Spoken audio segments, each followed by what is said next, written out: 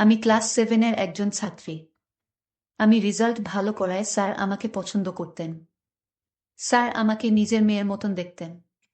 একদিন স্যার আমায় বলল, শোনো মা, তুমি আজ ছুটি শেষে আমার অফিসে দেখা করে যেও। যখন স্কুল ছুটি হলো তখন দেখা করতে গেলাম। তারপর আমার সাথে যা ঘটেছিল সেটা আমার কল্পনার বাহিরে। আমাদের স্কুলের গণিত টিচার মোহন স্যার, উনি সহকারী প্রধান শিক্ষকও। আমাদের এবছর থেকে ক্লাস নিচ্ছেন। আমাদের কম্বাইন্ড স্কুল। ছেলেরা একপাশে আর মেয়েরা একপাশে বসি। স্যার খুব ভালো গণিত বোঝান। তবে স্যার বেশিরভাগ সময় আমাদের ভালো করে পড়ান। পড়াও বেশি আমাদের ধরেন। ছেলেদের পড়া কম ধরেন। আর পড়া না পারলে খুব মারেন। আর আমাদের পড়া না হলে কিছুই বলেন না। আর পড়া পারলে আশীর্বাদ করে দেন। বেশ কিছুটা সময়। কেউ কেউ হয়তো স্যারের কাছ থেকে আশীর্বাদ পাওয়ার চেষ্টা করে, কিন্তু তারা পায় না। তবে বেশিরভাগই ঠান্ডা বরফের মতো চুপ থাকে। কারণ স্যারের কথার অবাধ্য হলে স্যার তার অফিস রুমে ডেকে পাঠায়। আজ আমায় ডেকে পাঠিয়েছিল। খুব ভয়ে ছিলাম। আমার হাতের লেখাগুলো নাকি খুব সুন্দর। স্যার আমাকে উপদেশ দিয়ে বললেন, তোমার হাতের লেখা খুব সুন্দর হয়, তুমি ভবিষ্যতে ভালো কিছু করতে পারবে। স্যার আমার খুব প্রশংসা করেছিল। আমাকে দেখতে নাকি স্যারের মেয়ের মতো। আমার মতো স্যারের নাকি একটা মেয়ে আছে। আমাকে স্যার পরীক্ষায় বেশি নাম্বার দিবেন। কারণ হলো আমি নাকি দেখতে স্যারের মেয়ের মতো। স্যার এরকম ভাবে আমায় ডাকতেন স্যারের অফিসে। আর ক্লাসে যেন বেশি কথা না বলি। স্যারের অফিস থেকে বের হবার পর আমার মনে হয়েছিল, স্যার এরকম অদ্ভুত কেন। স্যার আমাকে বলেছিল, মা, তোর মতো আমার যে মেয়েটা ছিল সে বেঁচে নাই, মারা গেছে আরো 5 বছর আগে। স্যারের এই কথাগুলো শুনে আমি কেঁদে ফেলি। তারপরের ক্লাসগুলো আমি আর ঠিক করে করতে পারিনি। ছুটি হবার সাথে সাথেই বাসায় চলে এসেছি। দুদিন স্কুলে যাইনি। আজ স্কুলে আসার পর টিফিনে সব মেয়েরা আমায় ঘিরে ধরল। স্কুলের কিছু বড় আপু এসেছে। সেদিন কি হয়েছিল সবাই জানতে চায়। আমি তাদের কিছুই বলতে পারলাম না। তখন আমার এক বান্ধবী বলল, স্যার নাকি ওকেও ডেকেছিল। ওকেও বলেছিল স্যারের অফিসের জমা খাতা পত্রগুলো দেখতে, এরকম স্যার তাকেও ডেকেছিল। স্যার ওকেই এই কথা বলেছিল যে তাকেও নাকি দেখতে তার মেয়ের মতো। আরেক আপু বলল, এই তো মাত্র শুরু, এমন আরো হবে। আর কাউকে কিছু বললে শুধু পরীক্ষায় ফেলই করাবে না, সাথে নাকি মিথ্যা বলে স্কুল থেকে টিসি দিয়ে বের করে দিবে। আরেক আপু বলল, উনি একদিন একটা সমস্যার কারণে স্যারের কাছে ছুটি আনতে গেলে স্যার তাকেও নাকি বলেছিল তাকেও দেখতে স্যারের মেয়ের মতো। আমি ঠিক বুঝতে পারছি না, স্যার যাকে তাকে বলে তাকে নাকি দেখতে তার মেয়ের মতো। খুব অদ্ভুত ব্যাপার তো। আসলে স্যারের কি জ্ঞান হারিয়ে ফেল নাকি? আমি আপুকে বললাম, আপু, আপনারা কিছু বলেন না? কি বলবো বলো? কিছু একটা তো করেন। এভাবে আর কতদিন? আর কেন এই চুপ থাকা? তুমি ঠিক যে কারণে চুপ হয়ে আছো। আর কাকে বলবে বলো? স্যার কাউকে জানানোর সুযোগই দেয় না। 2 সপ্তাহ পর আমাদের প্রধান শিক্ষক সবাইকে অ্যাসেম্বলিতে দাঁড় করিয়েছেন। আমাদের প্রধান শিক্ষক খুবই ভালো, মাটির মানুষ। আমাদের সাথে স্যারের দেখা খুবই কম হয়। স্যার নানা কাজে ব্যস্ত থাকেন।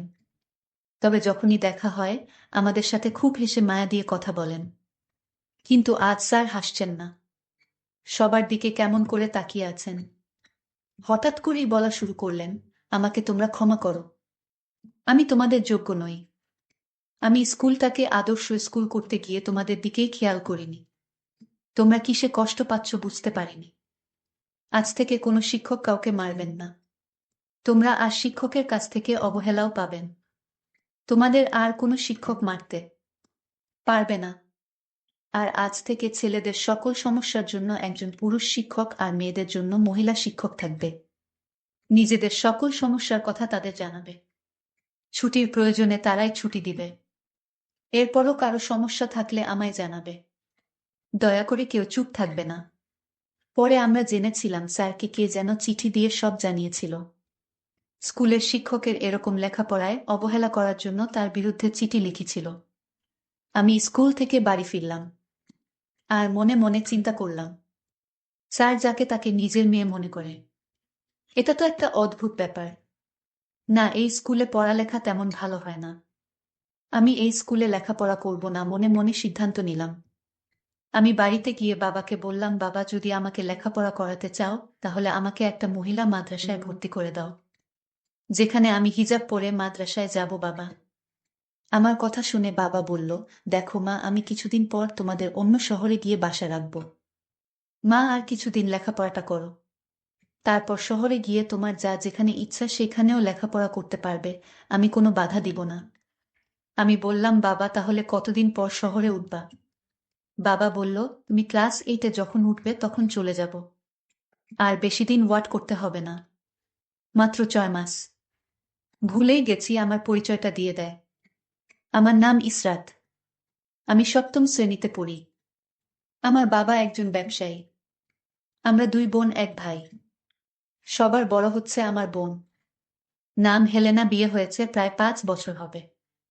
আমার বড় ভাই শিহাব এইবার কলেজে ইন্টার সেকেন্ড ইয়ারে পড়ে। আমার পরিবারের মধ্যে আমি সবার ছোট, তাই সবাই আমাকে চোখে চোখে রাখে।